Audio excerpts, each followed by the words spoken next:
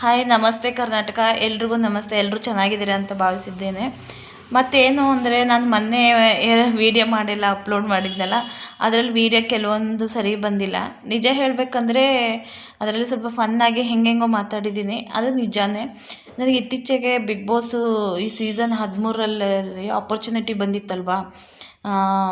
ಇದು ಎಲ್ಲರೂ ವೀಡಿಯೋ ಮಾಡಿ ಅಪ್ಲೋಡ್ ಮಾಡಿದರೆ ಒಂದು ಅವಕಾಶ ಇದೆ, ಕಾಮನ್ ಮ್ಯಾನ್ಗಳಿಗೆ ಅವಕಾಶ ಇದೆ ಅಂತ ಅಂದಿದ್ದಕ್ಕೆ ಸರಿ ಆಯಿತು ಅಂತ ಹೇಳಿಬಿಟ್ಟು ನಾನು ವೀಡಿಯೋ ಮಾಡಿ ಅಪ್ಲೋಡ್ ಮಾಡಿದ್ದೆ.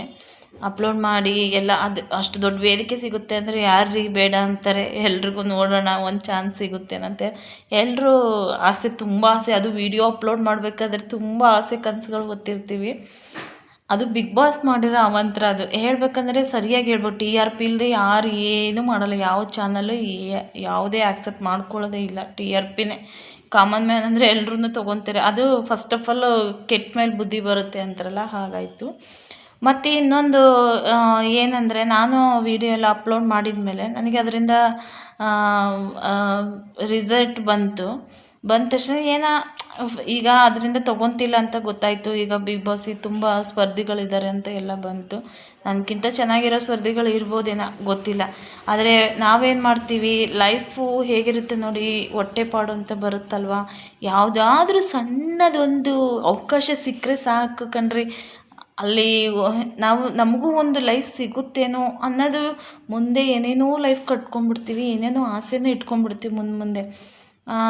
ಕೊನೆಗೆ ನಿರಾಸೆ ಆಗೋಗುತ್ತೆ. ಆದರೆ ಏನು ಮಾಡೋದು, ನಿರಾಸೆ ಆಗಿದೆ ಅಂತ ಸುಮ್ಮನೆ ಇರೋಕ್ಕಾಗಲ್ವಲ್ಲ. ನಮ್ಮ ಲೈಫ್ ನಾವು ಬದುಕನ್ನು ಮತ್ತು ಕಟ್ಟಲೇಬೇಕು ಅಂದ್ರೆ ಹೊಟ್ಟೆಪಾಡು ತುಂಬಿಸ್ಕೊ.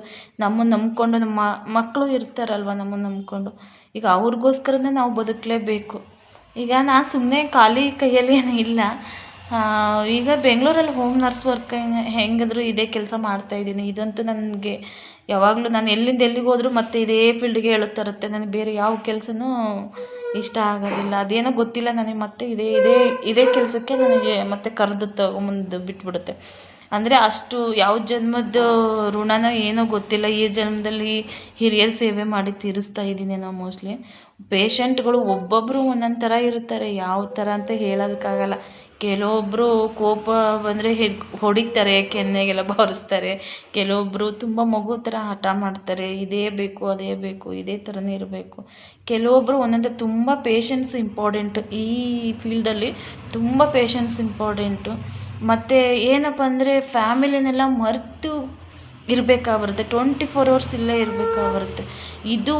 ಇದ್ರ ರೀಸನ್ನಿಂದ ನಾನು ಏನು ಮಾಡಿದೆ, ಇದೆಲ್ಲ ನನಗೂ ಬಿಗ್ ಬಾಸ್ ಅವಕಾಶ ಸಿಕ್ತು ಅಂದರೆ 1 ತಿಂಗಳು ಇರಲಿ, 2 ವಾರ ಇರಲಿ, 1 ವಾರ ಇರಲಿ, ಒಟ್ಟಿನಲ್ಲಿ ಆ ವೇದಿಕೆಗೆ ಹೋಗಬೇಕು, ಇಷ್ಟು ಮಾತ್ರ ನನ್ನ ಮನಸ್ಸಲ್ಲಿತ್ತು.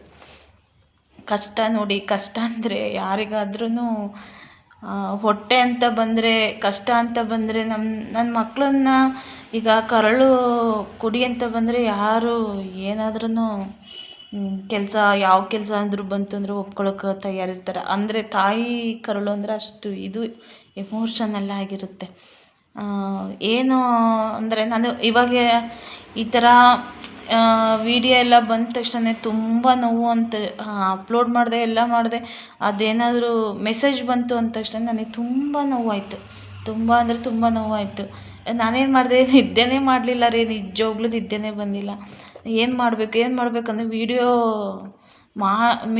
ನೋಡೋದು, ನನ್ನಲ್ಲಿ ಏನೋ ದೋಷ ಇದೆಯೇನೋ, ನಾನು ಏನು ತಪ್ಪು ಮಾಡಿದ್ದೀನಿ ಇದರಲ್ಲಿ, ನಾನು ಯೋಗ್ಯತೆಯೇ ಇಲ್ಲವೇ ನಾನು ಅಲ್ಲಿ ಹೋಗೋಕ್ಕೆ ಅನ್ನೋ ಅಷ್ಟು ಮಟ್ಟಿಗೆ ನಾನು ಮೂಡ್ ಅಪ್ಸೆಟ್ ಮಾಡ್ಕೊಂಡಿದ್ದೆ.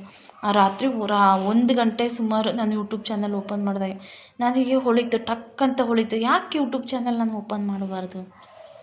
ನನ್ನದೇ ಆದಂಥ ಲೈಫ್ ನಾನು ಯಾಕೆ ಕಟ್ಕೊಳ್ಬಾರ್ದು? ಇವಾಗ ಎಂತೆಂಥವ್ರು ಏನೇನೋ ವೀಡಿಯೋ ಮಾಡಿ ಹಾಕ್ತಿದ್ದಾರೆ ನೋಡಿ. ಇನ್ಸ್ಟಾಗ್ರಾಮ್ ಓಪನ್ ಮಾಡಿದ್ರೆ ಏನೇನೋ ಬರೀ ಜಗಳಗಳು ಅದು ಇದು ಬರುತ್ತೆ. ಅದು ಬೇಡ, ನಮಗೆ ಪರ್ಸ್ನಲ್ ನಮಗೆ ಯಾಕೆ ಅಲ್ವಾ, ಬಿಡಿ. ಅದು ಬಿಟ್ಟಾಕಿ ನಾನು 1 ಗಂಟೆ ಅಷ್ಟೊತ್ತಿಗೆ ಚಾನಲ್ ಓಪನ್ ಮಾಡಿದೆ. ಅಷ್ಟೊತ್ತಿಗೆ ಏನು ಹೆಸರಿಡ್ಬೇಕು ಅಂತಲೂ ಗೊತ್ತಿಲ್ಲ. ಅದಕ್ಕೆ ಅನಿತಾ ಶಿವಮೊಗ್ಗ ಅಂತ ಒಂದು ಟೈಟ್ಲ್ ಇಟ್ಬಿಟ್ಟು ಚಾನಲ್ ಓಪನ್ ಮಾಡಿ ಸುಮ್ಮನೆ ಅದು ಯಾವುದೋ ವೀಡಿಯೋ ಅಪ್ಲೋಡ್ ಮಾಡಿದೆ. ಮಾಡಿದ ಮೇಲೆ 2 ದಿನ ಆಯಿತು. ನಾನು ಯಾಕೆ ನನ್ನ ಲೈಫು ಸ್ಟೋರಿ, ಈಗ ನಾನು 4 ಗೋಡೆ ಮಧ್ಯೆನೇ ಇಲ್ಲಿ ಇರೋದು, ಯಾಕೆ ನನ್ನ ಲೈಫ್ ಸ್ಟೋರಿ ಇಷ್ಟಿಷ್ಟೇ ಹಂತವಾಗಿ ಜನಕ್ಕೆ ತಲುಪಿಸೋ ಪ್ರಯತ್ನ ಮಾಡಬಾರ್ದು? ಎಷ್ಟೋ ಹೆಣ್ಮಕ್ಳಿಗೆ ಹೆಲ್ಪ್ ಆಗುತ್ತೆ. ಯಾಕಂದರೆ ಧೈರ್ಯನೇ ಇಂಪಾರ್ಟೆಂಟು. ಒಂದು ಸಲ ನಾವು ಧೈರ್ಯ ಕೆಟ್ಕೊಂಡ್ರೆ ಕೈಯಿಂದ ಆಗಲ್ಲ ಅಂತಂದು 4 ಗೋಡೆಗಳ ಮಧ್ಯೆ ಎಷ್ಟು ಜನ ಇದ್ದಾರೆ.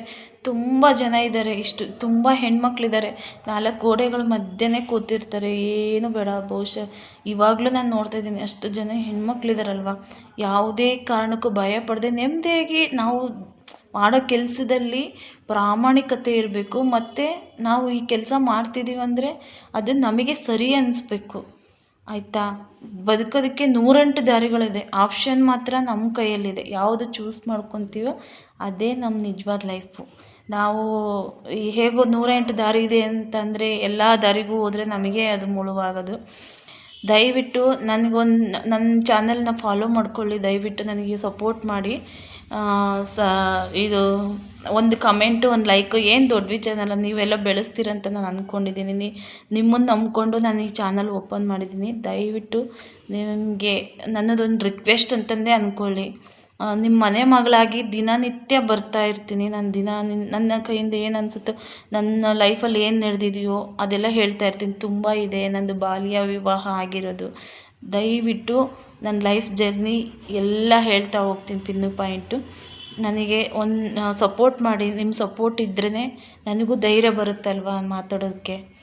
ದಯವಿಟ್ಟು ನಿಮಗೆಲ್ಲ ಧನ್ಯವಾದ. ದಯವಿಟ್ಟು ಸಪೋರ್ಟ್ ಮಾಡಿ.